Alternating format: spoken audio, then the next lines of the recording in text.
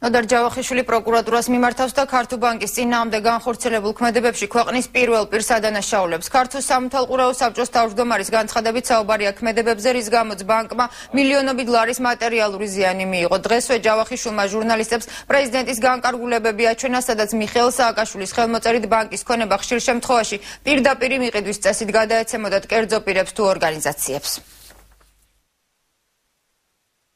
ბოლო დღეებში შევძელით სათანადო დოკუმენტების მოპოვება, რომლებაც ერთმნიშვნელოვნად დაადასტურეს ჩვენი ეჭვები და რაც მთავარია ნათელყვეს ქვეყნის პრეზიდენტის პირდაპირი მონაწილეობა ბანკის წინააღმდეგ განხორციელებული სადამსჯელო სქემის ბოლო ეტაპზეც. ბანკისათვის ჩამორთმეული ქონებების სახელმწიფოს მიერ დასაკუთრების შემდგომ მათი გასხვისება ხდებოდა ქვეყნის პრეზიდენტის მიერ ხელმოწერილი განკარგულებების საფუძველზე, პირდაპირ მიყიდვის წესით. ამასთან ეს განკარგულებები დადგენილ წესით არ ქვეყნდებოდა საქართველოს საკანონმდებლო მაცნეში, რაც ერთის მხრივ კანონგარეშე ტოვებს საქართველოს ეკონომიკისა და მდგრადის განვითარების სამინისტროს მიერ პირდაპირ მიყიდვის წესით განხორციელებულ ეგრეთ წოდებულ პრივატიზაციის პროცესს და მეორეს მხრივ უკანონოდ ასაიდუმლოებს საჯარო ინფორმაციას, რომელიც თვეების წინ ახდიდა ფარდას დანაშაულების სქემას და მასში ქვეყნის პირველი პირის მონაწილეობას.